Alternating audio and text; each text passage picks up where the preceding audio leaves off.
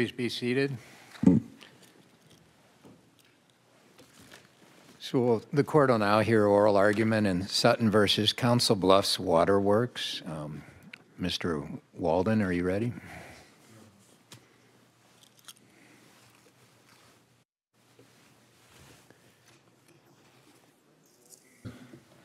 For the appellant, Counsel Bluffs Waterworks, and I'm here with Christopher Jerem, who is the Iowa, approved, attorney with me.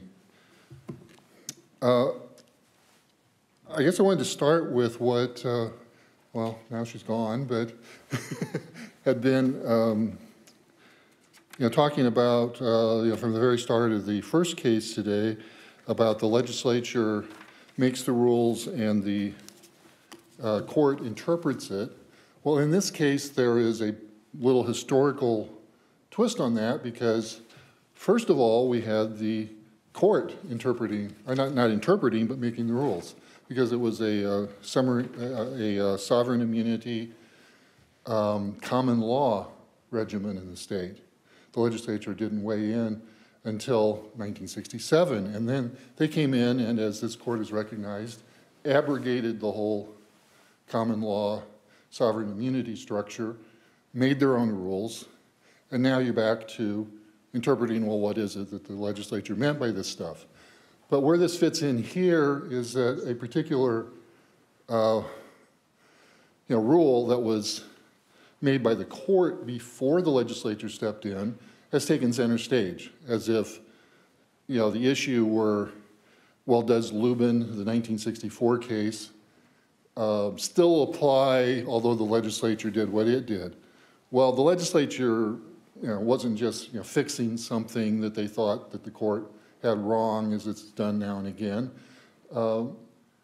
They came up with their own entire act for municipalities and, the tort claim liability, what has been waived and what hasn't been waived. So when the district court in this case, and the motion to dismiss, took on our motion is limited to the strict liability claim. There's also a negligence claim there that is not affected by the, by our motion. We withdrew that aspect of it. The district court, reading the actual language of the legislature, was on the right track for a little bit. And Judge Stensland, said, well, it doesn't make sense to have these amendments, these exemptions from the waiver of immunity in place that are focused on negligence at the same time that strict liability can be read into the statute. But then the way I read what he said was, I'm a district court judge, others, you folks, or your predecessors, or, well, definitely your predecessors, because he was talking about, a case in the 80s, and then a Court of Appeals case in 79, said, well, but they mentioned strict liability in a municipal liability kind of a case after the act passed. Okay, well, it looks like strict liability might still be there based on water running through pipes being an abnormally dangerous condition. Counsel, on the definition of tort in 670.1, it starts, tort means every civil wrong.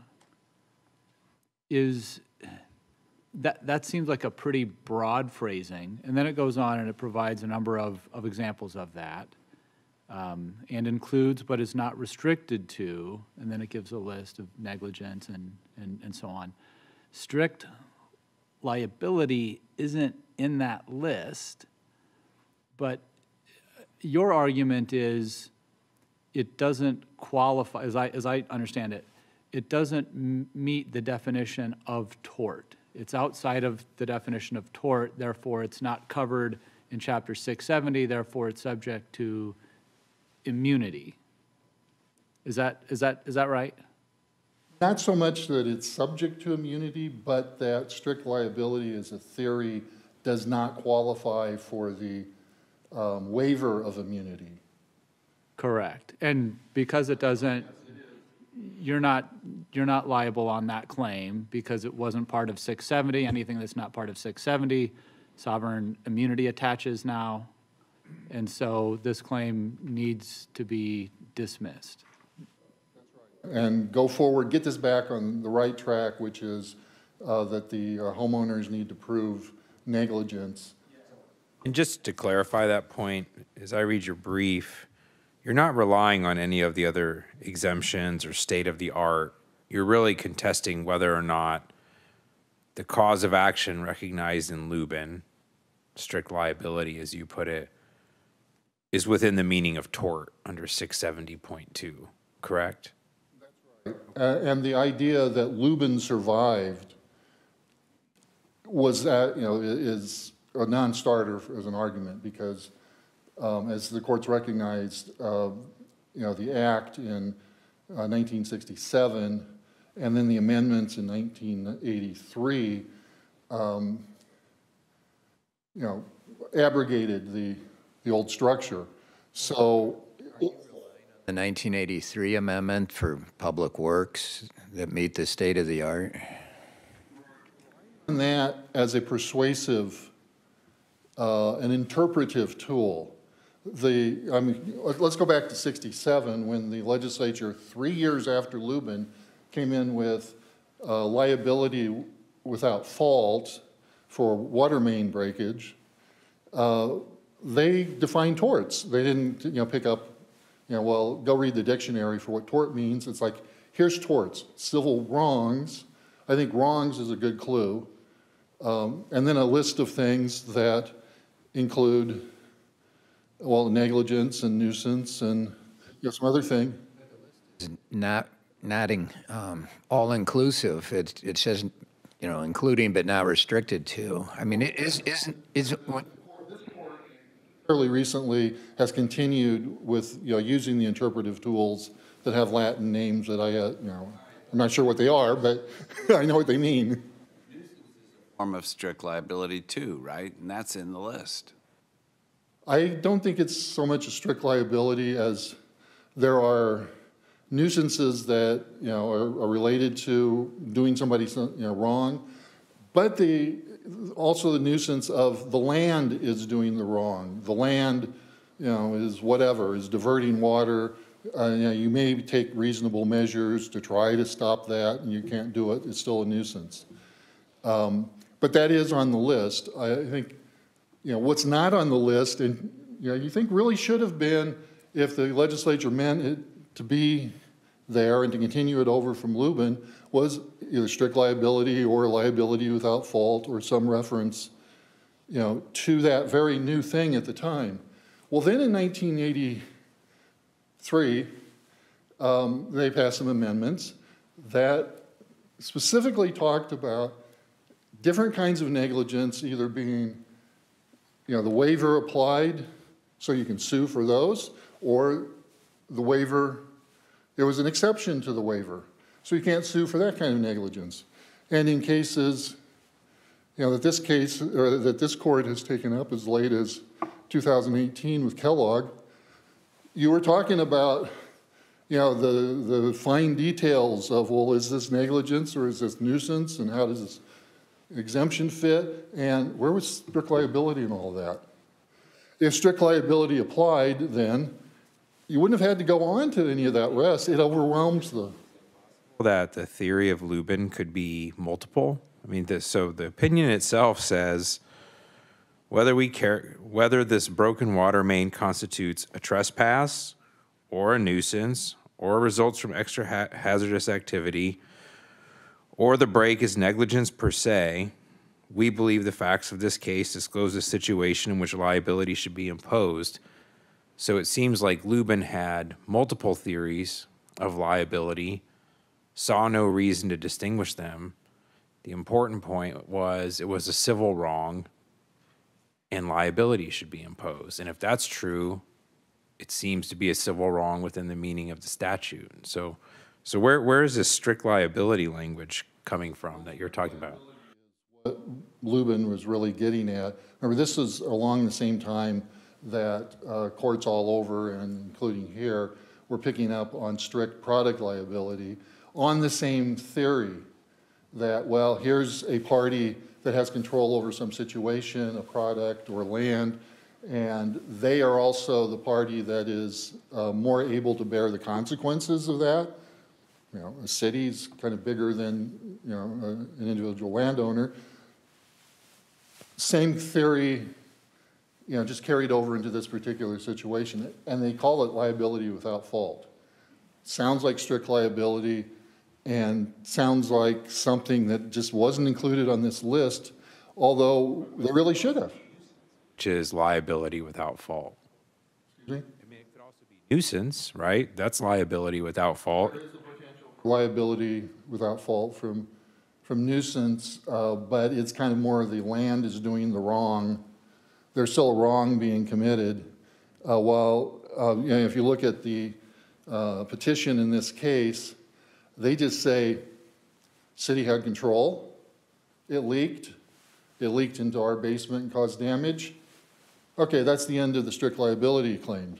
Now, you know, well, just in case, they say, there's negligence, we might have to prove negligence, you know, but, so that's why we went after the liability, you know, the strict liability claim, that it really doesn't fit under the statutory scheme that the legislature came up with. And I think this court recognized that, or at least it should have been all kinds of bells and whistles going off on things like Kellogg and some other cases that we talked about in our brief. You know, if strict liability was, you know, is a factor. Regarding public improvements, as you discussed, and there was a state-of-the-art kind of paragraph dealing with that. I mean, we assume the legislature enacts laws with an understanding of our case law.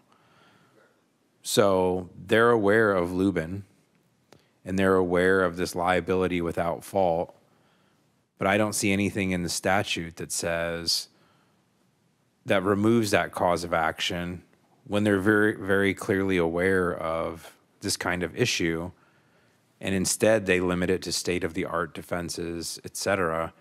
It seems to me the implication is actually the amendments show the legislature wanted to continue this liability without fault regime because they didn't specifically exclude it.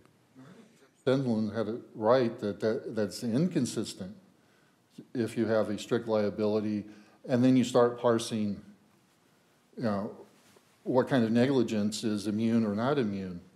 If it's strict liability, well, that's it. See, we're not talking about Lubin itself, you know, in the statutory scheme. We're talking about is a, you know, strict liability a tort as it's defined by the legislature, and if it is, that's not just water mains.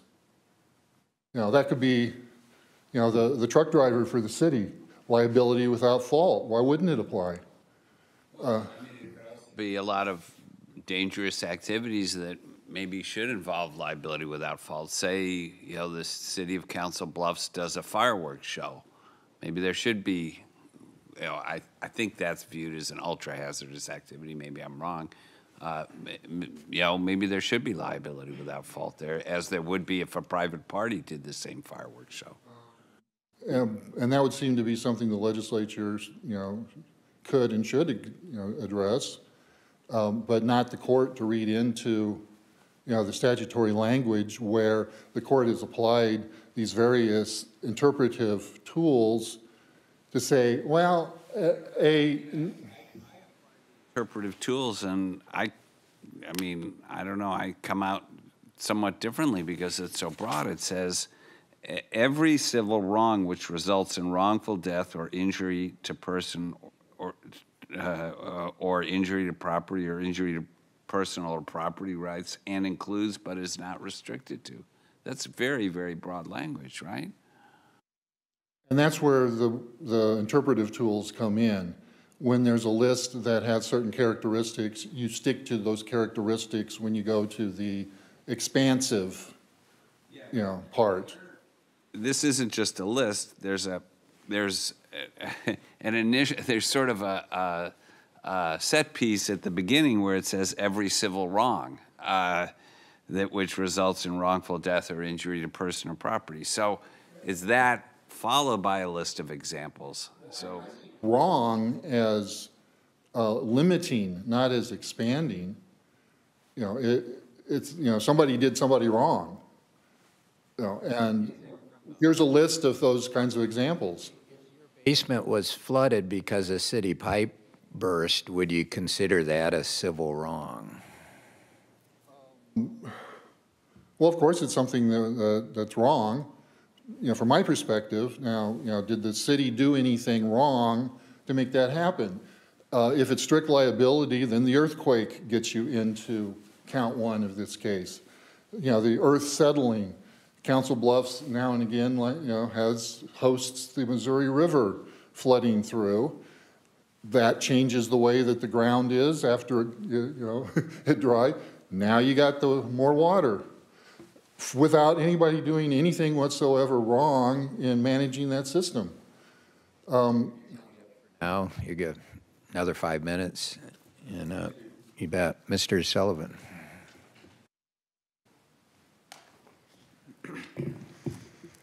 May it please the court. My name is Nick Sullivan. I represent the Appellees, Jim and Angela Sutton, who are here with us today. And we respectfully request that this court affirm the district court's denial of the Council Bluff Waterworks, who I'll refer to as the city, their motion to dismiss the strict liability claim, and essentially what the district court ultimately found, which was that strict liability is still a viable cause of action under the Municipal Tort Claims Act. And there's really three reasons for that. I think a lot of the justices have touched on that point this morning. Namely, strict liability, because the definition of tort under the Tort Claims Act is so broad, strict liability does fall within the plain language of the statute. And the city does not argue any ambiguity in the statute. And as a result, this court, and as well as what the district court did, you need to look at the plain language. And when you do that, I think strict liability falls within the plain language of the statute. Second reason is this court has interpreted the Municipal Tort Claims Act to essentially say municipalities are liable for all civil wrongs or all torts. And the only exceptions to that are contained in section 670.4, which is a later statutory section in the scheme. And as the district court properly recognized, there's no listing of strict liability or liability without fault within the enumerated exceptions contained in sections. About that. So as I read 670.4, I agree with you that it seems to be based on the state of the art, and that it maybe doesn't get to the liability without fault, but it does sort of kind of touch on some of these issues, right? I mean, there is sort of a kernel to what the Waterworks is arguing here about how, you know, it seems odd that they would carve out the exceptions that are in subsection H and not want to get at this. I think that, and that was kind of part of the district court's confusion in his opinion.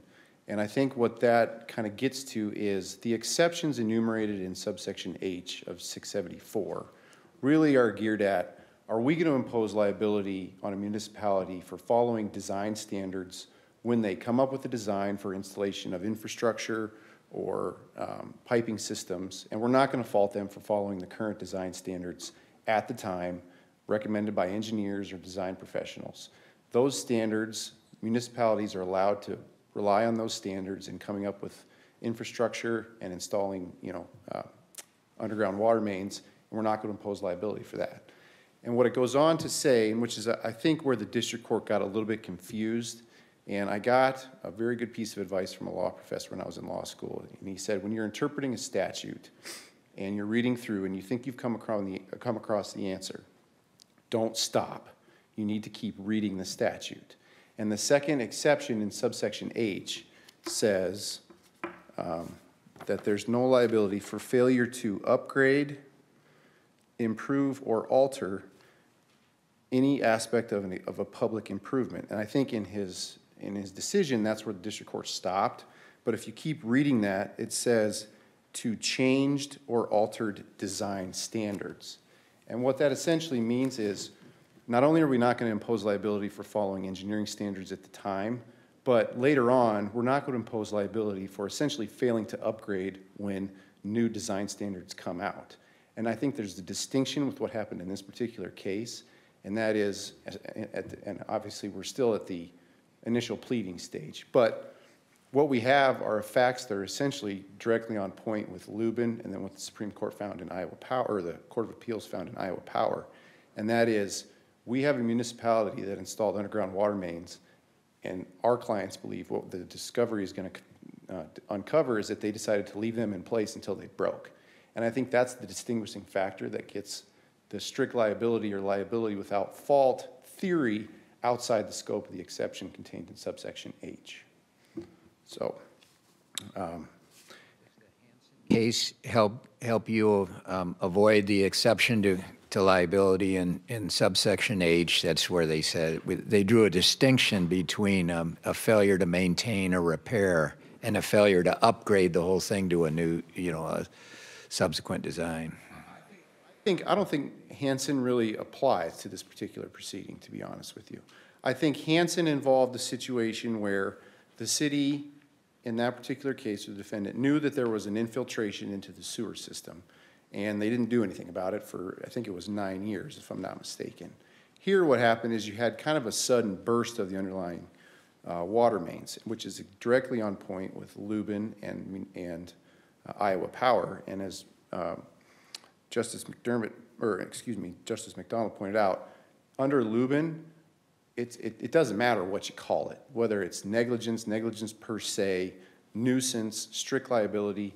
When you have a situation like this where you have a municipality that buries pipes underground and doesn't do anything about them until they break, that's an instance where strict liability or liability without fault needs to be imposed. So, I think I follow your points, Mr. Sullivan, but I want to ask a question. So in 670.4 sub 1 sub H, you were talking about that language that begins, a claim under this chapter shall not be allowed, that one sentence. You would agree then that that sentence applies even to a strict liability claim? I think so, because yes, I do. I mean, what if the city then argues, well, if we had to replace the pipes now, we'd have to replace them to a higher standard because for some other reason, there are other standards that are applicable. I don't think that type of analysis really affects the Sutton's cause of action, because we're not alleging that the city failed to upgrade. I mean, really, to be honest, whether there are new design standards out there or not, whether, for example, that should have been PVC pipe or cast iron, the Suttons don't really care. Their problem is there was an underground water main that broke and caused a bunch of settlement damage to their home, which I think is the distinguishing characteristic. So yes, I do think that exceptions would apply to strict liability claims, but again, in this particular instance, given the facts at this point in time, I think it's outside of that exception. Isn't it in terms, sub H, any claim based upon or arising out of a claim of negligent design or specification, negligent adoption, et cetera? It keeps saying negligent, so why would that cover a strict liability? Well, I think Too much. Justice Mansfield was talking about the following exception, with this is second really full sentence in sub H, which is a claim under this chapter shall not be allowed for failure to upgrade, unless I was mistaken. I think the mistake was mine. So but this case is not a failure to upgrade claim. Right, okay. And kind of get back to maybe the argument. What I think the city's argument does, and it's kind of been touched on a number of times this morning in some of the other cases, is their reading of the definition of tort essentially renders the but not restricted to language superfluous and out of the statute. And that's not what this court is supposed to do, especially when there's no argument as to ambiguity under the definition of tort. Start off, you had 3 reasons. Have you covered all 3? What was your third? It's kind of a catch-all, and essentially it's that not only are Lubin and Iowa Power on point with the facts of this particular case, but there's still good law even under the city's argument with respect to both Hansen and Kellogg. And Kellogg, I think, there's an important distinction to be made in Kellogg. Kellogg, again, I think another point was made this morning. There's really no indication as to whether strict liability or liability without fault was raised in those two cases, either Hansen or Kellogg. So from that standpoint, we don't know if that was even addressed, whether at the lower court. But a distinction with respect to Kellogg is that that was a properly functioning storm sewer that was at issue. It was just overburdened. There wasn't a situation where you had an underground pipe that burst that ended up causing damage. So I think that's the most important distinction.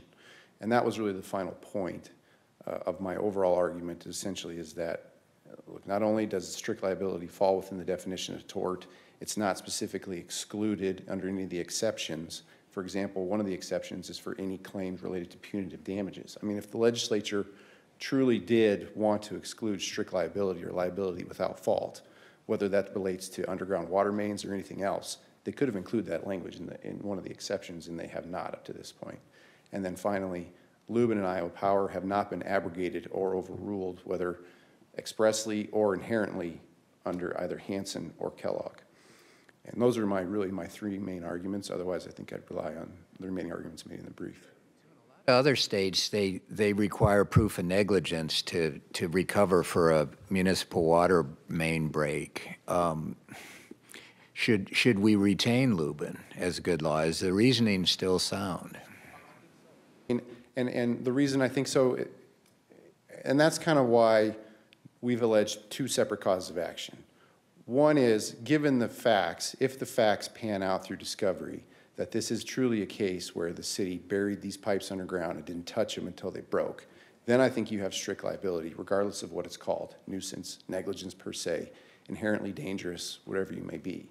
But if those facts don't pan out, there's still an opportunity to show that the city was negligent with respect to either failing to properly maintain or repair those underground water mains, which will have to be borne out in discovery. So with that, I don't really have any further argument at this point in time. Thank you very much. We respectfully request that the court affirm the district court's denial of the city's motion to dismiss. Thank you very much.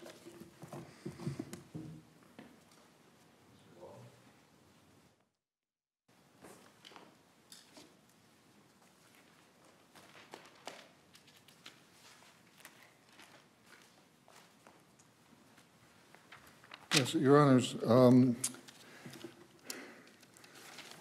Lubin, of course, was abrogated because it was part of the court, the court in its, common law, unfettered vacuum as far as the legislature goes, deciding what the rules are for sovereign immunity. And it was doing that. And it was bringing in this, this notion of liability without fault, and had a reason for it. It's just that if you want to go back and see if that kind of a concept from Lubin should apply in this case, you really have to go through the mechanism that the legislature put in place just 3 years later. Appeals get it wrong when they applied Lubin in 1979, over a decade after the Municipal Fault Act went onto the books. I believe I've dealt with this in at least my reply brief.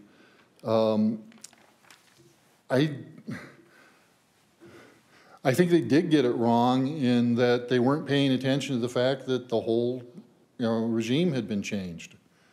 They just say, oh, well, here's this case that looks like it's factually on point. We'll just go ahead and follow that.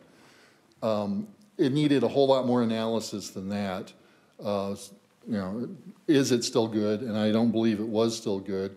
Now, whether it makes sense or not, now, that's really something for the court to decide as a matter of interpretation of the legislature's dictates, not your unfettered, oh, we're the common law decider, as you were then. There's nothing ambiguous about this statute? Yeah, I don't think ambiguity is the right way to describe it. It's that you apply particular rules for construction, and that's what we're asking you to do, and I go through that in our briefs, in quite a bit of detail, including in the reply brief especially, some Iowa cases that right up to 2016, I think was my last case, you were still talking in Latin terms and, and knew what it meant, and we're applying it in senses where a very broad kind of expander, including but not limited by sort of an expander, didn't cover a pocket knife, on one of these cases, with a small blade, because the list was more ominous sorts of weapons. Help you that the Comparative Fault Act defines fault to include a number of things, negligence, et cetera, but then expressly includes strict liability, so they know how to throw it in there when they want to. Deal with it, because the concept had been coming in, there through the mid-century, and the product liability, and I think the court kind of started to back off of the idea of let's make everything strict liability, just on the basis of, well, there's a corporation and here's an individual, they can bear the burden more. In this particular case, a problem is where you go from here if you say, oh, well, yeah, strict liability should be read into that list. And I was, starting to mention some things. He's talking about what they're saying, the particular facts of this. You kind of raise this policy issue. I'm not sure it's necessarily, individual versus corporation. Here you have a municipal entity or a municipal water provider. Its really sole purpose is to service the citizens in that community. Why doesn't it make sense to have the water provider pay the cost of repair for damage costs out of a service that everybody needs? Everybody pays the utility, the rates are set through agency proceedings, the profit is built into this through this regulatory process. It seems to me a perfectly sensible decision that a citizenry in the community collectively should bear the costs of providing water for themselves. That's all this is, right? I mean, they're a citizen, they pay the taxes, they pay the water bills, it goes into the pool. If the water main breaks, then the water company repairs it. I don't see why that's so shocking. We had a building blow up in downtown Omaha, and the litigation is still going on over who was at fault. And that included the gas supplier. There are all kinds of things where just about everything is torts are based on fault. Some of the strict liability has crept into certain areas, but not in this area because the legislature.